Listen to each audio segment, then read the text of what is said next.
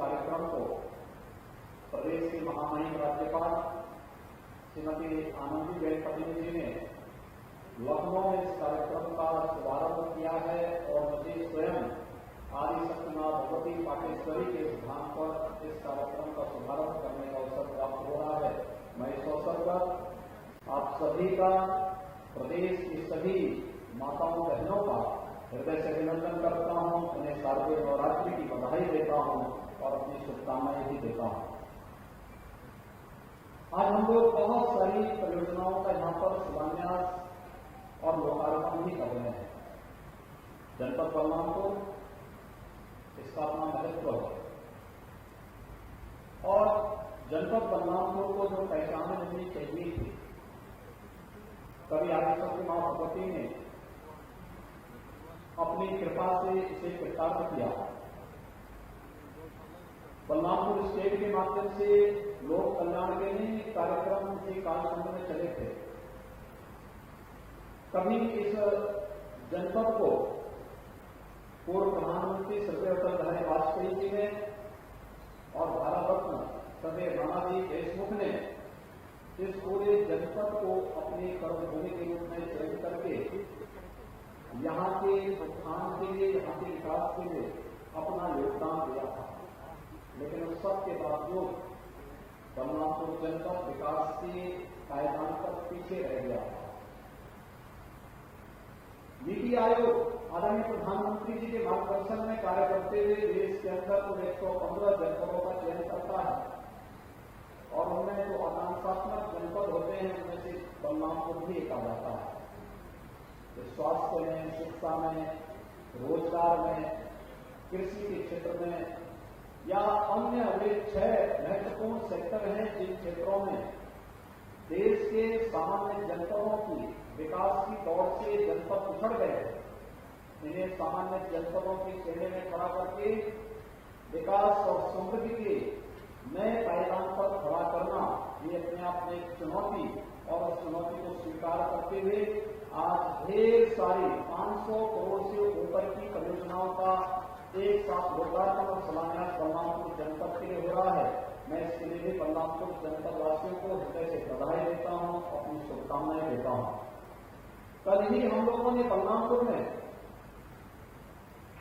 यहां पर स्वर्गीय अटल बिहारी वाजपेयी जी के नाम पर अटल बिहारी वाजपेयी चिकित्सा महाविद्यालय के पहले चरण का केजीएमयू के सैटेलाइट सेंटर के रूप में 300 बेडेड एक हॉस्पिटल, अत्याधुनिक हॉस्पिटल बने, उसका शिलान्यास किया और हमारा प्रयास है कि 2022 में यहां पर चिकित्सा महाविद्यालय में बाकायदा यहां पर क्लासेस भी शुरू हो। इस दृष्टि से एक कार्यक्रम का कल शुभारंभ हुआ है और शारदीय नवरात्रि में 500 करोड़ से अधिक की परियोजनाएं आज आपको प्राप्त हो रही हैं। यह विकास की दौड़ में हम सब कुछ में पाएं, इस बात को ध्यान में रख करके आज ये परियोजनाएं आप सबको प्रदान की जा रही हैं। लेकिन विकास के साथ साथ सुरक्षा भी आवश्यक है और सुरक्षा इस बात को लेकर के विगत दिनों एक दुखद घटना बलरामपुर जनपद में घटित हुई थी। एक बेटी के साथ जिस प्रकार की बर्बरता और जिस प्रकार की घटना घटित हुई थी उसने पूरे समाज को हिला करके रख दिया और इसीलिए मैंने मिशन शक्ति के कार्यक्रम के लिए बलरामपुर जनपद चुना कि बलरामपुर में बेटी के प्रति श्रद्धा का भाव रखने के लिए, सम्मान का भाव रखने के लिए और जिन लोगों की सोच आज भी नकारात्मक है, विघटनकारी है, उन लोगों के प्रति एक सीधा संदेश देने के लिए कि जो भी बहन बेटियों की इज्जत के साथ, उनके सम्मान के साथ खिलवाड़ करेगा तो उसके प्रति कानून के दायरे में ला करके कठोरतम सजा दिलाने का कार्य सरकार करेगी। इसलिए मिशन शक्ति के इस कार्यक्रम को आदि शक्ति मां भगवती के इस पावन धाम से शुभारंभ करते हुए मुझे बहुत प्रसन्नता की अनुभूति हो रही है कि हम हर बेटी को, हर बहन को सुरक्षा की पूरी गारंटी दे सकें, उनके सम्मान की गारंटी दे सकें और उनके स्वावलंबन के लिए कुछ अलग से नए कार्यक्रम को आगे बढ़ा सकें। यह एक अभियान आज से हम लोग पूरे प्रदेश के अंदर एक साथ प्रारंभ कर रहे हैं। मैं कल उत्तर प्रदेश बेसिक शिक्षा परिषद के 31,227 हम लोगों ने नए शिक्षकों के भर्ती के कार्यक्रम को आगे बढ़ाया और इतने लोगों को हमने नियुक्ति पत्र दिए और मुझे बहुत सुखद अनुभूति हो रही थी कि मांग तो होती है कि महिलाओं को 33% आरक्षण देना चाहिए, लेकिन कल के जब मैंने रिजल्ट देखे तो मैंने देखा उसमें तो 33 का उससे भी ज्यादा प्रतिशत महिलाओं का है और उन्होंने अपनी मेहनत से, अपने परिश्रम से उन्होंने अपना स्थान बनाया है और सम्मानजनक स्थान प्राप्त करके उन्होंने शिक्षा की आधारशिला है बेसिक शिक्षा परिषद में बहुत अच्छी संख्या में बालिकाओं ने स्थान प्राप्त करके शिक्षक बनकर के समाज के निर्माण की नींव को और मजबूत करने के लिए वे अपना योगदान दे रही हैं। हमारे लिए सुखद अनुभूति का दिन कल का भी था और आज एक बार फिर से मैं आपके बीच में यहां पर उपस्थित हुआ हूं आपसे इस बात को कहने के लिए कि आज का कार्यक्रम हमारा प्रारंभ हुआ है। ये शारदीय नवरात्रि के इन 9 दिनों तक तो चलेगा।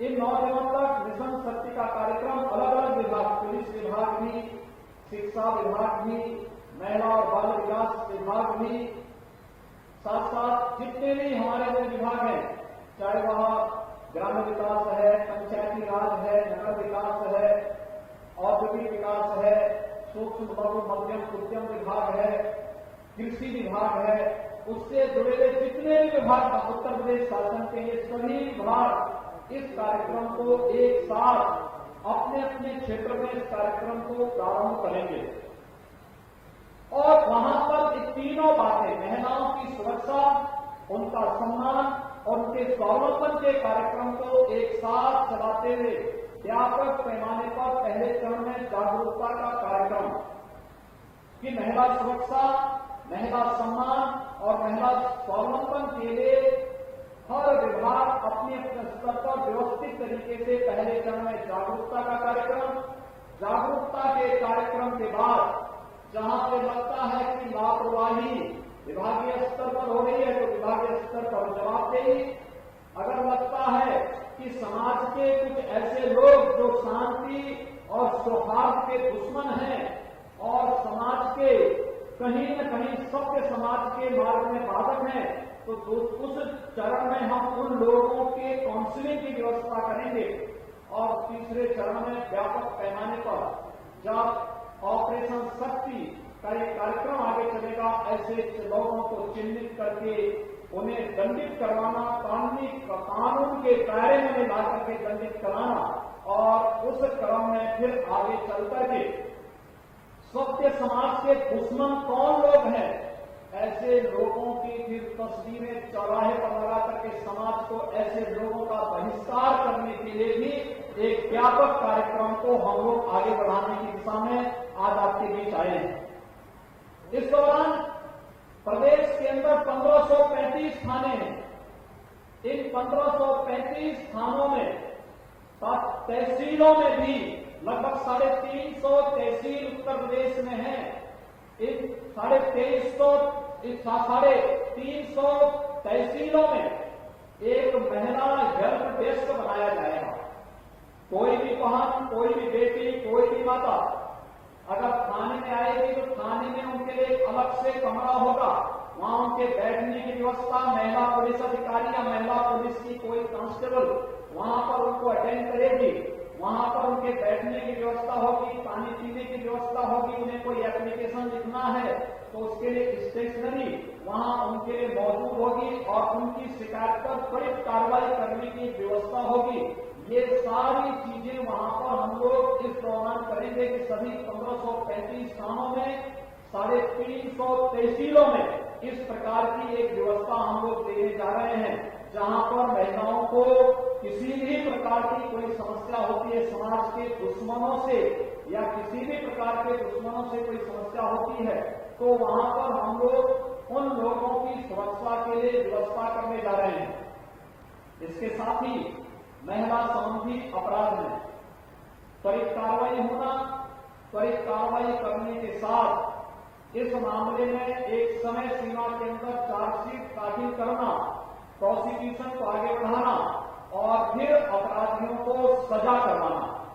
पिछली बार आपने देखा होगा यहां श्रावस्ती जनपद में एक मामले में बालिका के साथ हुई घटना के मामले में 1 सप्ताह के अंदर अपराधी को सजा करवाई गई थी। और ऐसे ही सिद्धार्थनगर जनपद में भी इसी प्रकार की घटना, एक दुर्भाग्यपूर्ण घटना में 27वें दिन अपराधी को आजीवन कारावास की सजा सुना दी गई थी।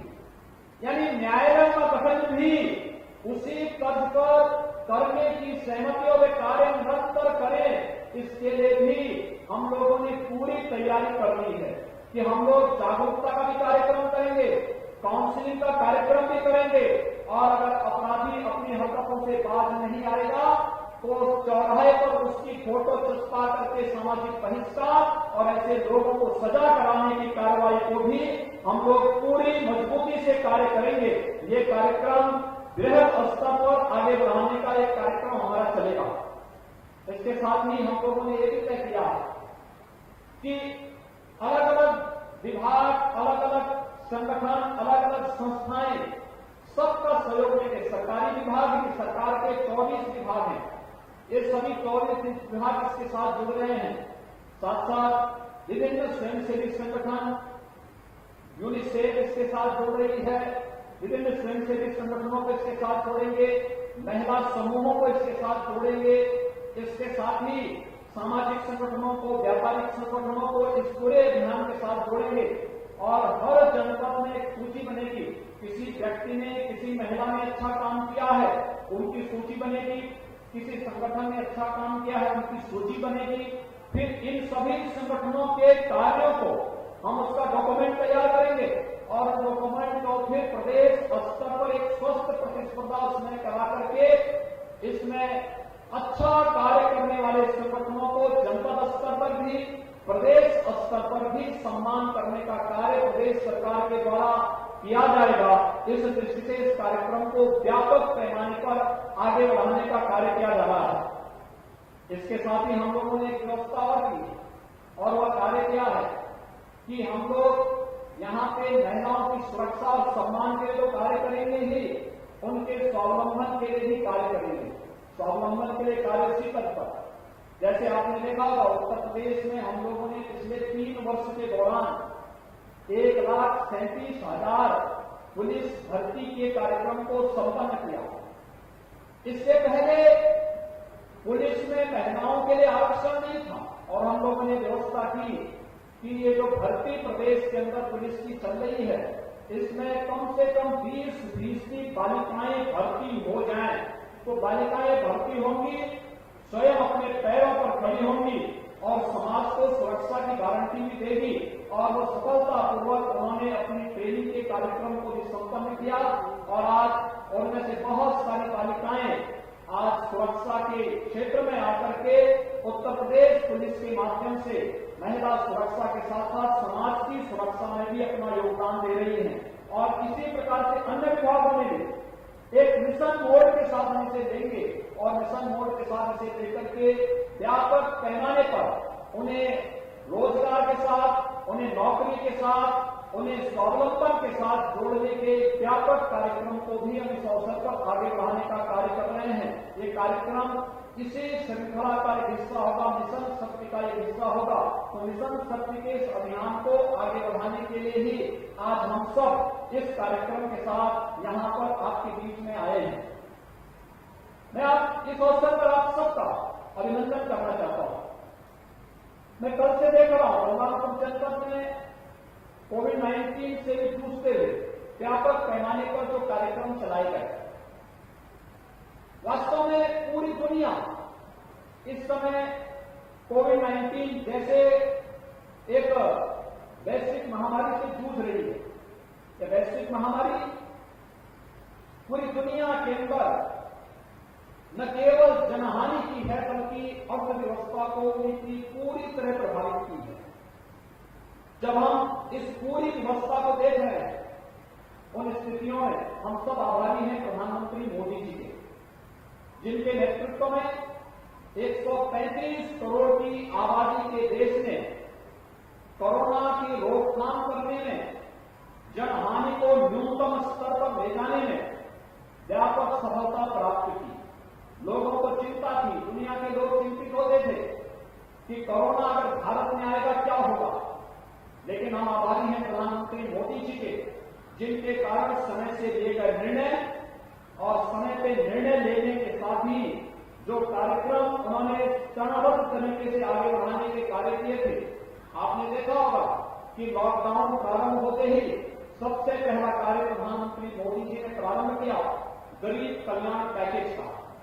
गरीब कल्याण पैकेज के अंतर्गत हर एक गरीब को मुफ्त में राशन देने का, आज भी हर एक गरीब को महीने में 2 बार मुफ्त में राशन देने का कार्य केंद्र सरकार एक बार कर रही है और एक बार पीडीएस के माध्यम से हम लोग राशन देने का कार्य कर रहे हैं। लगातार ये कार्यक्रम चल रहा है।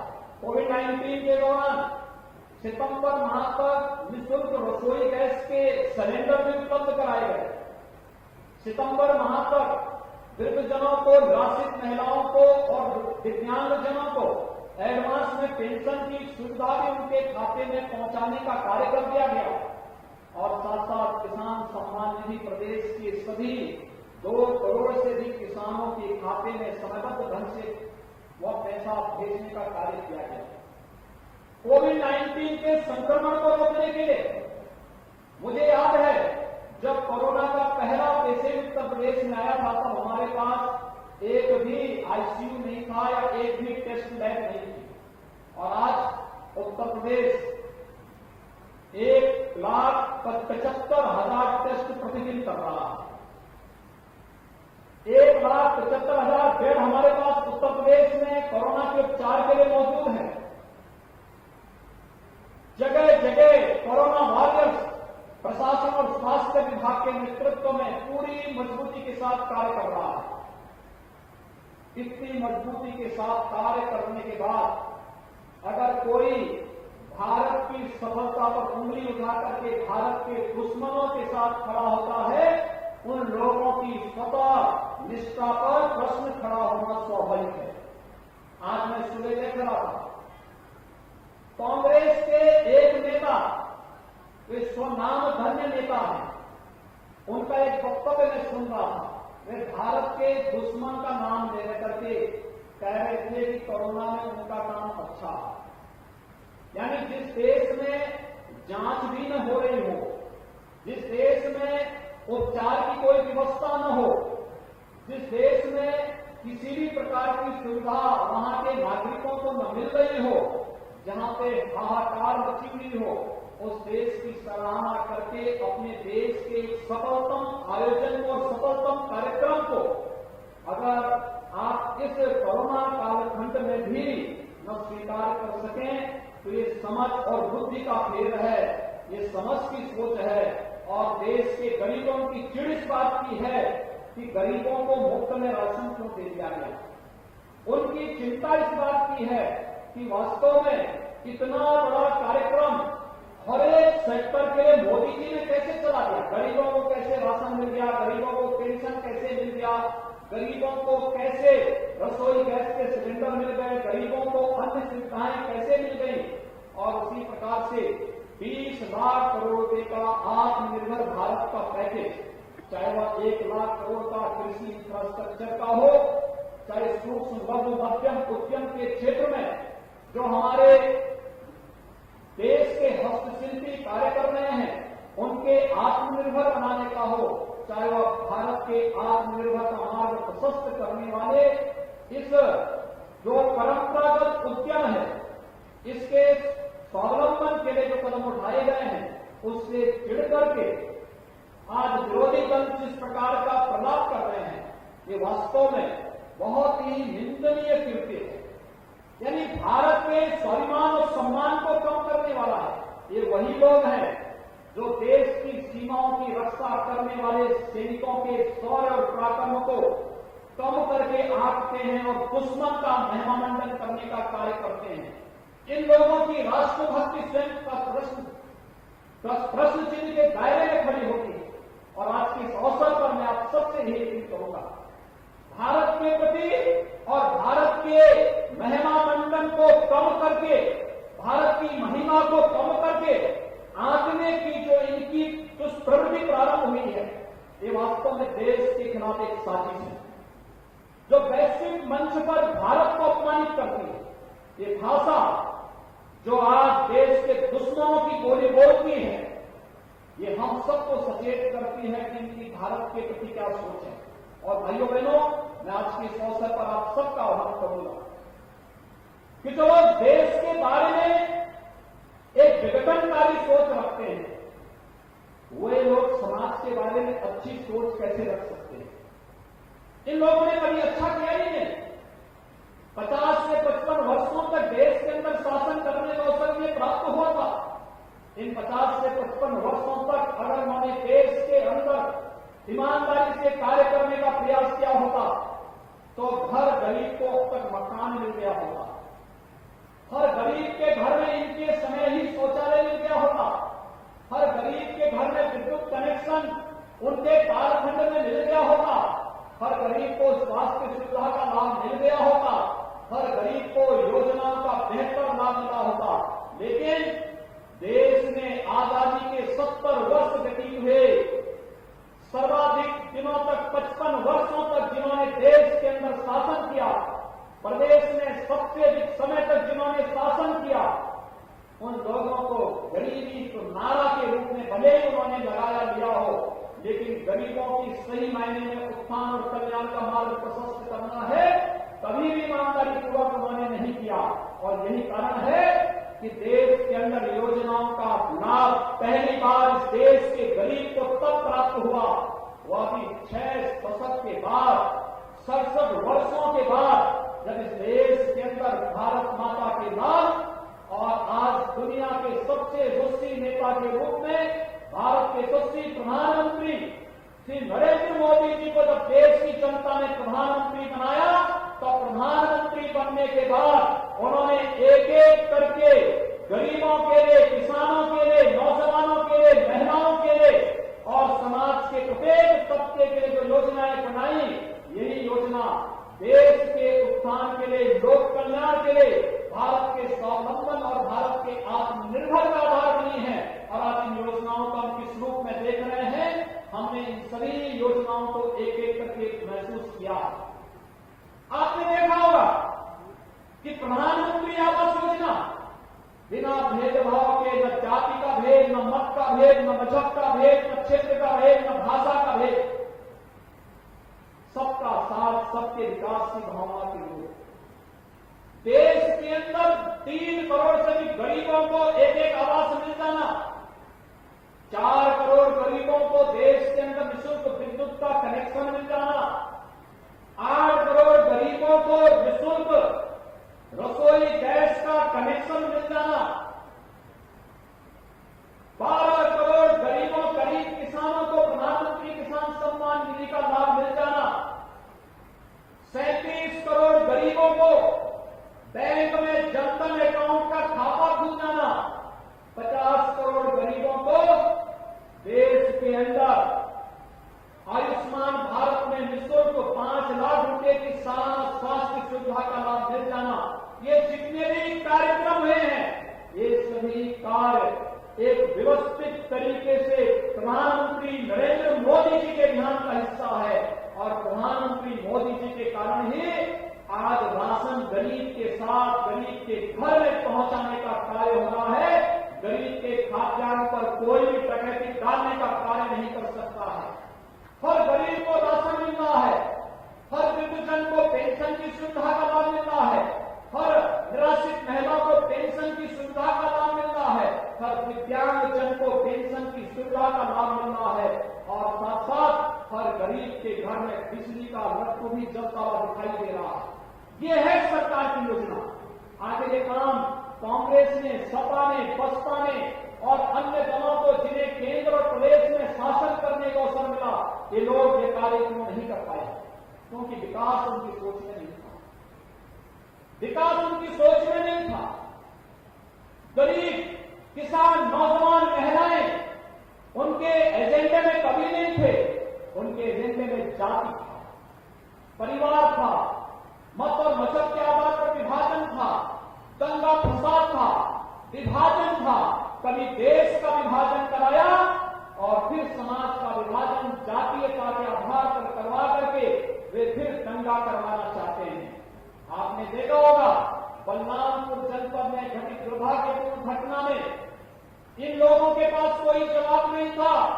इन लोगों ने, प्रशासन ने त्वरित कार्रवाई की, दुष्कर्मी और हत्यारे को जेल के अंदर बंद किया और मामला फास्ट ट्रैक कोर्ट में भी जा रहा है और हम उसको सजा दिलवा करके रहेंगे और दुष्कर्मी के साथ के जितने भी दोषी होंगे कोई बचने नहीं पाएगा। इस सरकार ने पहले ही ऐलान कर रखा है कि प्रदेश में बहन और बेटियों की सुरक्षा और सम्मान में सेंध कोई नहीं लगाएगा।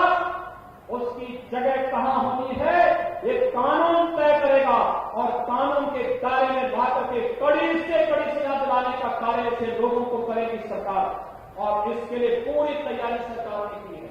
लेकिन मैं पूछना चाहता हूं, सभी दलों से मैं पूछना चाहता हूं, सभी राजनीतिक दलों को जो जातीय विस्मरण करके प्रदेश में जातीयता का जहर घोल करके फिर से विभाजन विकास को महत्व देने वाली सरकार के सामने जातीय विभाजन की रेखा फिर से खींचना चाहती हैं। मैं उनसे पूछना चाहता हूं, जब उन्हें केंद्र और प्रदेश में शासन करने का अवसर प्राप्त हुआ था तब उन्होंने विकास क्यों नहीं किया? तब उन्होंने गरीबों के लिए मकान क्यों नहीं बनाए? मैं तो कह सकता हूं कि हमारी सरकार ने 3 वर्ष के अंदर प्रदेश के अंदर 30 लाख गरीबों को प्रधानमंत्री आवास में एक आवास उपलब्ध कराया। 2 करोड़ 61 लाख से अधिक गरीबों को स्वच्छ भारत मिशन में एक शौचालय उपलब्ध करवाया। 1 करोड़ 24 लाख से अधिक गरीबों को निःशुल्क विद्युत के कनेक्शन उपलब्ध कराए। 46 लाख गरीबों को हम लोगों ने उज्ज्वला योजना में एक रसोई गैस का कनेक्शन उपलब्ध करवाया। और यही नहीं, हम लोगों ने प्रदेश के अंदर प्रदेश की 24 करोड़ की जनता में से करीब 11 लोगों को आयुष्मान भारत में, और जो लोग आयुष्मान भारत में कवर नहीं होते थे उन्हें मुख्यमंत्री जन आरोग्य योजना के अंतर्गत उन्होंने हमें 5 लाख रुपए की सालाना स्वास्थ्य बीमा का कवर भी हमारी सरकार ने दिलाया है। हर गरीब को राशन कार्ड की सुविधा हमारी सरकार ने उपलब्ध कराया है। प्रदेश में विद्युत की सुविधा जनपद मुख्यालयों में 22 से 24 घंटे के लिए, ग्रामीण क्षेत्र में 18 से 20 घंटे के लिए हमारी सरकार ने उपलब्ध करवाया है और गांव की कनेक्टिविटी को भी बेहतर करने का कार्य किया है। 1947 से 2016 तक प्रदेश में कुल 12 गवर्नमेंट मेडिकल कॉलेज बन पाए थे। और भाइयों बहनों, कल जिस मेडिकल कॉलेज का शिलान्यास मैंने आपके जनपद में किया है, अगर मैं इसको जोड़ूंगा तो प्रदेश में वर्तमान में पिछले 3 वर्ष के दौरान 30 नए गवर्नमेंट मेडिकल कॉलेज का निर्माण कार्य वर्तमान में सरकार कर रही है। आप देख रहे हैं के न्यूज, खबरों का सारथी।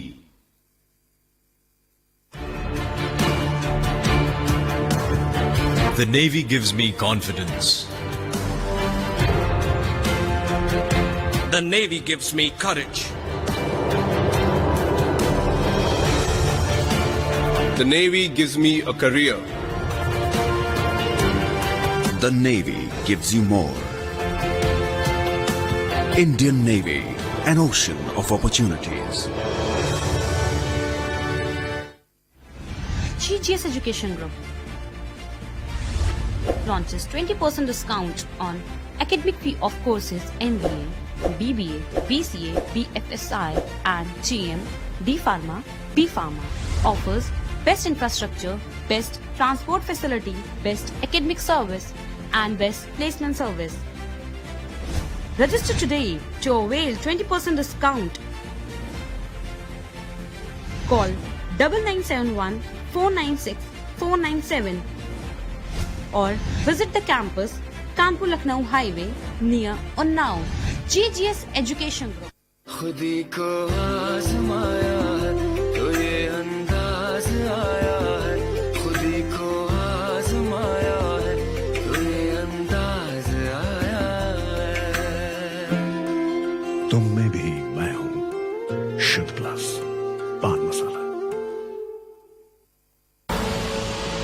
देख रहे हैं के न्यूज, खबरों का सारथी। लेकिन आपको आश्वासन देने के लिए मैं आया हूं, प्रदेश की 24 करोड़ जनता को मैं आश्वासन देने के लिए आया हूं कि प्रदेश की सुरक्षा में सेंध लगाने वाले के लिए उत्तर प्रदेश की धरती में कोई जगह नहीं होगी। उत्तर प्रदेश में सुरक्षा के साथ कोई खिलवाड़ नहीं कर पाएगा और दंगा फसाद करने वाला कोई भी व्यक्ति हो, अगर प्रदेश में दंगा फसाद करने का प्रयास करेगा तो वह समझ ले उसकी जगह कहां होनी है। उसके खिलाफ जितनी सख्ती से भी कार्रवाई होनी होगी, सरकार उतनी सख्ती के साथ कार्य करेगी। इसके साथ ही मैं आप सबको आह्वान करना चाहूंगा, ये हमारी सामूहिक जिम्मेदारी बनती है। मिशन शक्ति का जो कार्यक्रम आगे बढ़ा है, ये मिशन शक्ति का कार्यक्रम समाज की सामूहिक जिम्मेदारी है। शासन प्रशासन आपके साथ आपके साथ कदम से कदम मिला करके चलेगा। हमें इसकी शुरुआत परिवार से करनी होगी। परिवार का एक एक व्यक्ति, एक एक सदस्य पहले अपने परिवार में हम माताओं के साथ, बहनों के साथ, बेटियों के साथ भेदभाव करना बंद करें। कोई भेदभाव नहीं होना चाहिए, बेटा हो या बेटी, कोई भेदभाव इसमें न हो। कन्या भ्रूण हत्या करने वाले लोगों पर की निंदा होनी चाहिए, उनकी सार्वजनिक रूप से उनकी निंदा करनी चाहिए और इस प्रकार के लोगों को भी बेटा हो या बेटी, इसमें किसी प्रकार का भेदभाव समाज को नहीं करना होगा। दूसरा, किसी भी प्रकार की बाल विवाह हो, दहेज प्रथा हो, इनका हर हाल में विरोध करना। इसीलिए सरकार ने बेटियों को पढ़ाने के लिए बेटी बचाओ बेटी पढ़ाओ का अभियान चलाया। भ्रूण हत्या को भी रोकना है, बेटियों को स्कूल में भेजना है और साथ साथ स्नातक तक की शिक्षा निःशुल्क सरकार ने दे दी। स्कॉलरशिप की व्यवस्था उनके लिए कर रही है। ये सारे कार्यक्रम आगे चल रहे हैं। हम लोगों ने कन्या सुमंगला योजना भी प्रदेश के अंदर लागू की। कन्या सुमंगला योजना, बेटी के जन्म लेने के साथ हम एक निश्चित राशि बेटी के खाते में जमा कर दे रहे हैं। बेटी 1 वर्ष की होगी, सभी प्रकार के टीकों से आच्छादन करने के बाद सर्टिफिकेट लेकर के जाइए और बेटी के खाते में फिर से पैसा जमा करवा दीजिए। पैसा सरकार जमा कराएगी। बेटी 5 वर्ष की होगी, पहली क्लास में जाएगी, जैसे ही विद्यालय में एडमिशन होगा बेटी के खाते में फिर पैसा जमा हो जाएगा। बेटी 6ठी क्लास में जाएगी, बेटी के खाते में फिर रजिस्ट्रेशन के साथ ही पैसा जमा हो जाएगा। बेटी 9वीं क्लास में जाएगी, बेटी के खाते में फिर पैसा जमा हो जाएगा। बेटी हाई स्कूल करने के बाद कोई डिप्लोमा, कोई सर्टिफिकेट का कोर्स करना चाहती है या फिर आगे पढ़ना चाहती है तो भी बेटी के खाते में पैसा जमा हो जाएगा। यानी जन्म से लेकर के स्नातक तक का या कोई डिप्लोमा, कोई सर्टिफिकेट कोर्स करने तक 15,000 रुपए की राशि सरकार बेटी के खाते में जमा करेगी। एक कन्या सुमंगला योजना हम लोगों ने प्रदेश के अंदर लागू किया और बेटी विवाह के योग्य होगी, बिना दहेज के शादी करेंगे। कन्यादान सरकार आपके साथ मिलकर करेगी। सामूहिक विवाह की योजना इसलिए सरकार लेकर के आई है आपके लिए। बृहद पैमाने पर कार्यक्रम करिए, बजट की कोई कमी नहीं आने दी जाएगी। ये सरकार आपको आश्वासन देने के लिए आई है। लेकिन साथ साथ हम घर से प्रारंभ करें। बेटी हो या बेटा, कोई भेदभाव नहीं होगा। और फिर इस बात के लिए कि अगर कहीं पर कोई किसी बेटी को छेड़ता है, परेशान करता है, किसी भी प्रकार की कोई मनचला हरकत करता है, इसकी शिकायत अपने परिवार में भी और अपने विद्यालय में भी और सक्षम स्तर पर करे। आपकी सुनवाई कोई नहीं करता है तो हमने हेल्पलाइन जारी कर रखी है। हेल्पलाइन में 1090, इस हेल्पलाइन में आप बोलेंगे, सरकार आपकी सुविधा को नोट करेंगे, आपके कॉल को नोट करेंगे, कॉल बैक करके फिर आपका हालचाल भी लेंगे। 1076 ये मुख्यमंत्री हेल्पलाइन है। आप इस पे करेंगे, उसकी सूचना मुझे भी मिल जाएगी और आप देखना फिर हम उस मनचले को क्या हल करते हैं। ये सूचना बस एक बार पहुंच जाए, हम उसके कार्रवाई त्वरित कर देंगे। 181 ये घर के अंदर होने वाली किसी भी प्रकार की वाली हिंसा बालिका के साथ, बहू के साथ, बेटी के साथ, किसी भी प्रकार की घर के अंदर होने वाली हिंसा में इस पे कॉल करेंगे तो ये तत्काल इसकी जानकारी इस हेल्पलाइन में भी मिलेगी। साथ साथ जो हेल्पलाइन पुलिस की है 112, इसमें भी इसकी जानकारी होगी। पुलिस से कोई शिकायत करनी है 112 पे आप कॉल करेंगे, ये जानकारी आपको तत्काल उपलब्ध हो जाएगी। और 108 और 108 की जो एम्बुलेंस सेवाएं हैं, स्वास्थ्य की सेवाएं हैं, इनके साथ भी हम इन सबको आपस में जोड़ रहे हैं। ये सब आपस में जब जुड़ेंगी तो एक मिशन शक्ति के रूप में ये सभी बन जाएंगी। अब इसकी जानकारी इस हेल्पलाइन में भी मिलेगी। साथ साथ जो हेल्पलाइन पुलिस की है 112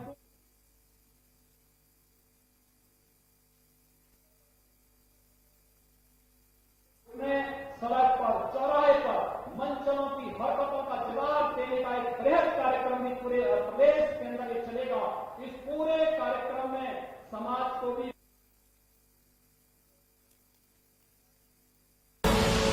आप देख रहे हैं के न्यूज, खबरों का सारथी।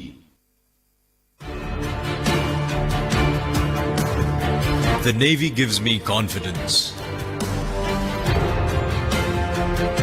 The Navy gives me courage. The Navy gives me a career. The Navy gives you more. Indian Navy, an ocean of opportunities. खुदी को आजमाया है तो ये अंदाज आया है, खुदी को आजमाया है तो ये अंदाज आया है। तुम में भी मैं हूं, शुद्ध प्लस पान मसाला।